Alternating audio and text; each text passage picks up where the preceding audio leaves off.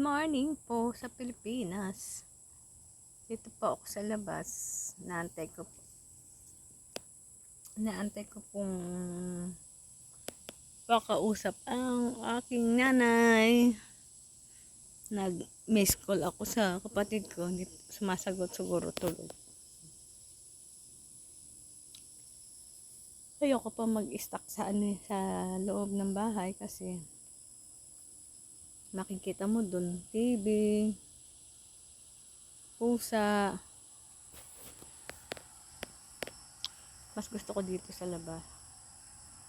Kasi dito sa labas, makikita mo ang mga puno, makikita mo ang sasakyan, at yung mga tanim yan, makikita mo. Parang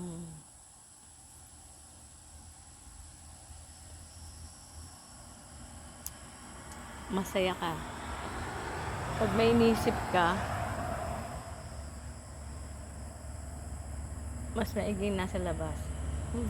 Katulad yan, ito, yung alaga ko yan. Si Kitty, yung pong dumarating na yan, si Kitty po yan.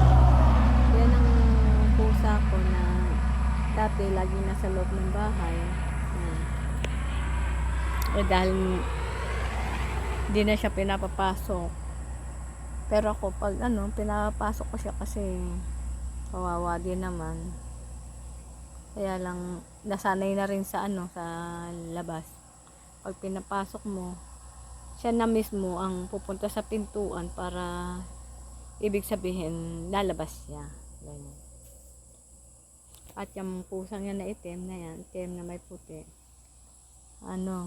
Pusa yan, ewan ko kung kanino pong pusa yan. Dito na po siya naglagi. Ganyan. At meron pa po isa, yung orange. Pusa naman po yun ng isa kapitbahay ng matanda. Si Kitty, Kitty!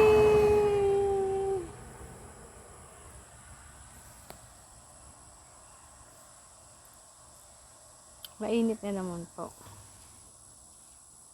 Ilang araw din po nag-ulan-ulan kaya ang saya ng aking, ayan, dumadating na rin yung orange na yan, ayan, yan po yung sinasabi kong orange na yan, pusa po yan ng kapitbahay, nag-i-stay na rin siya dito.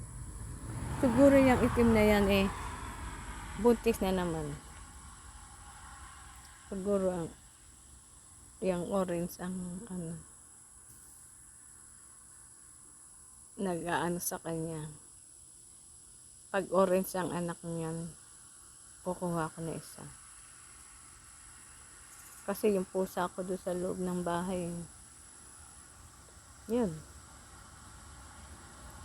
Hindi po lumalabas ng bahay. Salamat po.